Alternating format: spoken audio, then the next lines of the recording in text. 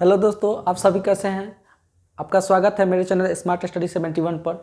आज हम शुरू करने जा रहे हैं बायोलॉजी का एक इंटरेस्टेड चैप्टर, जो कि मेरा ये पहला क्लास होगा, जिसको हम स्टार्ट करेंगे सेल मतलब होता है कोशिका। शरीर के जो होता है ना, ये सबसे छोटी इकाई होती है। कहने का मतलब होता है, अगर इंग्लिश में इसे डिफाइन करें तो a cell is the define fundamental structure and functional structure of the unit of whole life, यानी कि all life, that is called cell. यानी कि शरीर के कार्यात्मक एवं रचनात्मक इकाई को क्या कहते हैं? सेल कहते हैं। यानी कि शरीर जो हम लोग का बना होता है वो सेल से ही बना होता है। यानी कि शरीर का ये smallest unit part of the body है। यानी कि cell is not smallest part of the body, cell is the smallest unit of the body. यानी कि ये इकाई है, यूनिट है, समझ गए ना। तो ये सेल एक कोशिका, इसके हिंदी में कोशिका कहते हैं। अब इसके बारे में हम जानेंगे कि ये सेल क्या है। देखिए, ये सेल एक ऐसा चैप्टर है जो कि हर एक एग्जाम के पॉइंट ऑफ व्यू से बहुत अच्छा होता है।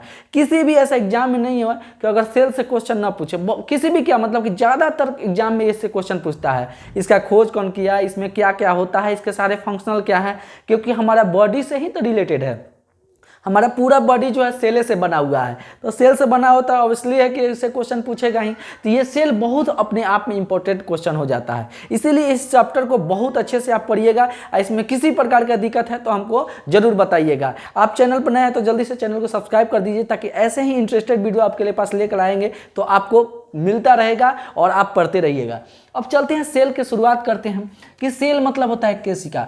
जैसे आप देख रहे हैं कि ये सेल है, यानी कि ये सेल अनेकों प्रकार के कोशिकाएं जो है ना, सेल से बना हुआ हमारा शरीर है। तो ये जो शरीर है ना, लाखों करोड़ों सेल है। यानी कि डिपेंड करता है, यानी कि जो number of size and shape होता है तो वो डिपेंड करता है कि उसमें सेल कितने हैं। तो मानते हैं एक ऐसे ही बना दिए कि इतना तरह के सेल होते हैं। यानी कि सेल का जो प्रकार होता है वो दो प्रकार के होते हैं। मतलब दिखाने के लिए इस तरह से देखें, देखिए इस तरह से सेल होता है, साइज दे दिए हैं।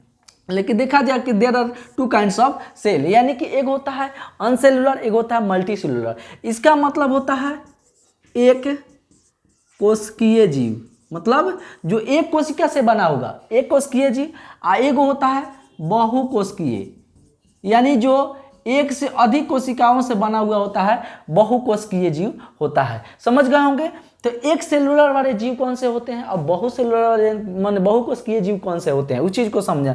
ये डिपेंड करता है नंबर ऑफ सेल, किस पर डिपेंड करता है। और मानते हैं कि हम लोगों का शरीर में जितना सेल होगा, क्या चूहा में होगा, क्या जितना पेड़ पौधा में सेल होता होगा वो हम लोगों में होता है। देखिए, सेल दोनों जगह होता है, प्लांट्स में भी होता है और एनिमल्स में भी होता है और मानव में भी होता है। तो सेल जितने भी जीवित प्राणी हैं उस सब में होता है। और सेल जो होता है ना, ये डेथ बॉडी वाला होता है, यानी कि मृत जीव वाले होते हैं। माने मृत कोशिका भी होता है और जीवित कोशिका भी होता है ना। तो ये नंबर ऑफ सेल के देखा जाए कि नंबर ऑफ सेल कितने होते हैं, तो एक कोशिकीय जीव भी होता है और बहुकोशिकीय जीव भी होता है। समझ गए।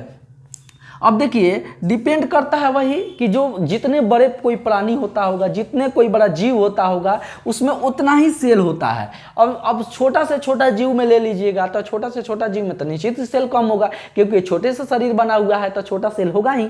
समझ गए होंगे। Depend on shape and size. समझ गए होंगे कि यानी कि जो जितना बड़ा उतना ही बड़ा सेल, जो जितना छोटा उतना ही बड़ा सेल।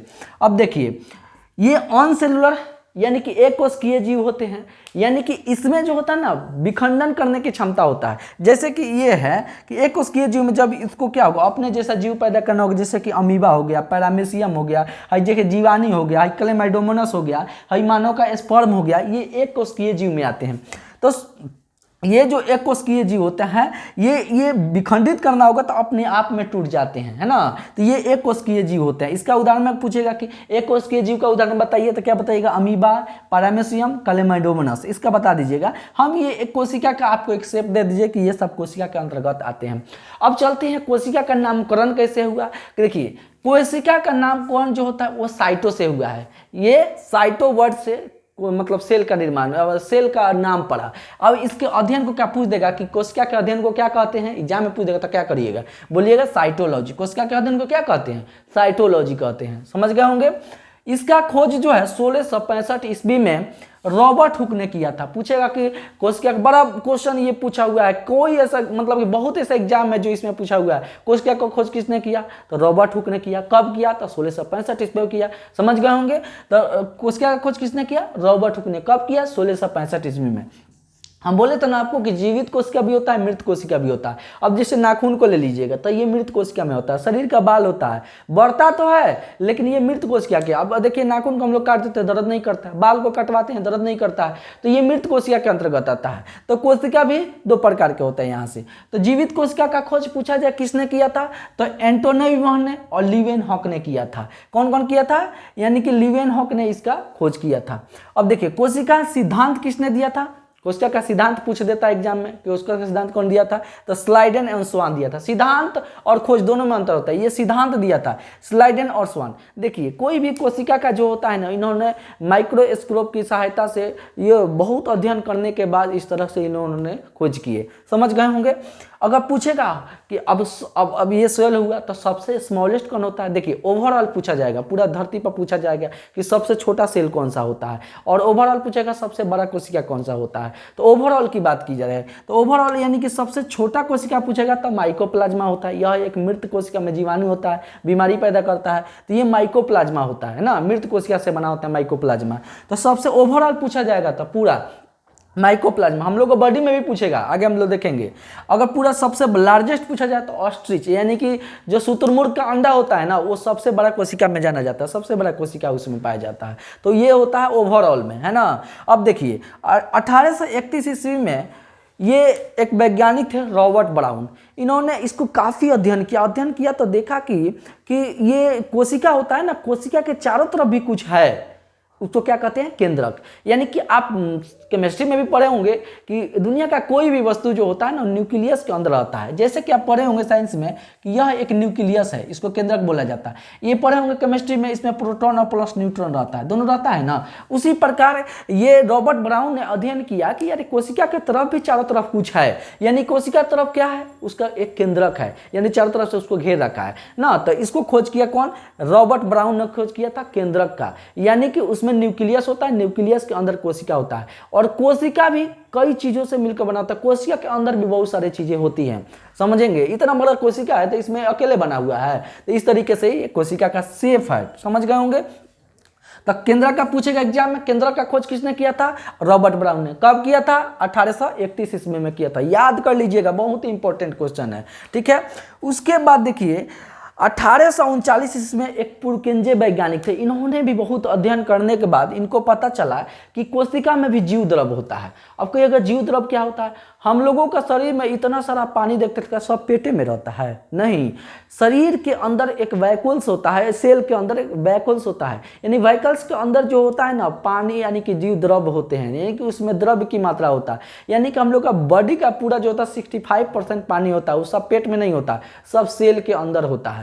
तो ये कौन कौन है, पुरकेंजे वैज्ञानिक ने इसे जीव द्रव्य बताया है ना, कि ये जीव द्रव्य का खोज किया, इसे प्रोटोप्लाज्मा भी कहा जाता है। तो हम लोग का ब्लड भी पढ़ेंगे तो उसमें समझेंगे कि छोटे छोटे उसमें कितना मात्रा में पानी होता है ना। कोशिका के अंदर भी पानी होता है। कोशिका हमारे शरीर के कहाँ नहीं है, नीचे से लेकर ऊपर तक पूरा कोशिका भरा हुआ है। शरीर के हर एक प्रत्येक अंग जो है ना शरीर कोशिका से बना होता है, और कोशिका में ही भरा हुआ है क्या, ये जल, है ना। यानी कि ये जीव द्रव्य जो कहा जाता है वो कोशिका में भरा हुआ होता है। पेट में पानी पी लेने से 2 लीटर आप पी लेते हैं तो समझते हैं कि पूरा शरीर में 65% पानी है, नहीं है, ये अनेक कोशिकाओं में घुसकर ये रहता है।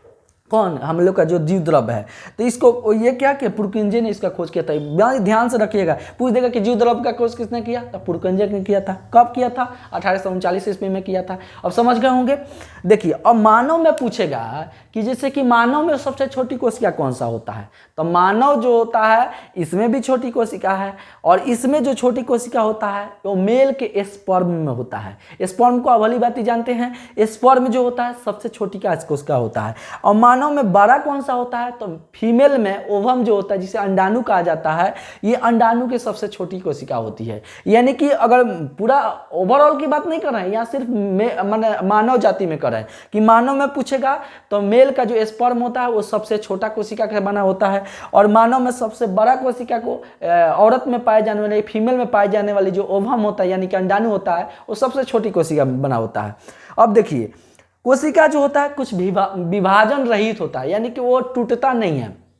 अब जैसे ये शरीर है, आप यहाँ मारते हैं, जैसे ही यहाँ मारते हैं तो वहाँ का कोशिका मर जाता है। तो अगल बगल की कोशिकाएं क्या होती है, मिल के क्या करती हैं, कोशिका का निर्माण कर देती है। अगर मारे यहाँ मारे तो कोशिका मर गया, तो अगल बगल की कोशिकाएं मिल के क्या कर देती है, फिर से नया कोशिका बना देती है। इसके लिए आप दवाई खाइए चाहे कुछ भी खाइए तो कोशिका फिर से जीवित हो जाता है। यानी कि हम लोग का चोट लग जाता है, फट जाता है, फूट जाता है, तो वहाँ क्या होता है, कोशिका के मर जाने से फिर आप दवाई तो खाते हैं तो उसमें क्या होता है, सारे कोशिकाएं एक दूसरे से जुटकर फिर मल्टी सेलुलर बन जाते हैं, यानी कि फिर वहाँ सेल का निर्माण हो जाता है। लेकिन कुछ ऐसे सेल हैं जिससे विभाजन रहित सेल का मतलब क्या हुआ, वहाँ सेल का मतलब निर्माण ही नहीं होता है, वो न्यूरॉन में होता है। न्यूरॉन कहाँ होता है, हमारे दिमाग में होता है। अब देखिए दिमाग में मतलब क्या है, जैसे कि यहाँ फट गया, फटने के बाद ऊपरी हिस्सा में फटेगा, सेल का निर्माण हो जाएगा, यानी कि यहाँ सेल बन जाएगा, ठीक हो जाएगा। अंदर हड्डियां में पहुंचेगा, यहाँ भी ठीक हो जाएगा। लेकिन आप देखते हैं ना कि एक्सीडेंट होता है तो भयानक एक्सीडेंट, अगर आपको माथा के अंदर चल गया तो ना कहता ब्रेन हेमरेज हो गया। देखिए कारण क्या है ना कि जब अंदर के पार्ट में, यानी कि जो न्यूरॉन वाला सिस्टम है उसमें आपको अगर चोट लग जाता है तो वो उसको कोई नहीं बचा सकता है, क्योंकि आप कितनों दवाई करिए, जब आपको सेल का विखंडन होगा, विभाजन होगा, तभी जाकर ना नया सेल बनेगा। यहाँ सेल का विभाजन ही नहीं होता है। इसीलिए जो पुलिस वाला होता है ना, बार बार आपको कहता है कि हेमलेट पहन के रखिए, हेमलेट पहन के रखिएगा तो हो सकता है आप बच जाइएगा। ये माथा में जो होता है ना, सेल विभाजन ही नहीं होता है। इसीलिए ज़्यादा गहरा चोट लगने पर जो होता है ना, ये सेल विभाजन खत्म हो जाता है और दुनिया का कोई ऐसा डॉक्टर नहीं है जो आपको बचा ले। इसीलिए अगर बहुत ज़्यादा से अगर माथा में चोट लग जाता है तो कितनों दवाई कर देने पर वो ठीक नहीं होता है। समझ गए होंगे। तो ये सेल विभाजन कहाँ, सेल विभाजन रहित कहा जाता है, यानी कि नहीं होता है। कहाँ, न्यूरॉन में। न्यूरॉन कहाँ मौजूद होता है, हमारे दिमाग यानी कि मस्तिष्क में रहता है। मस्तिष्क चैप्टर पढ़ेंगे तो उसमें डिटेल्स पढ़ेंगे, समझ गए होंगे।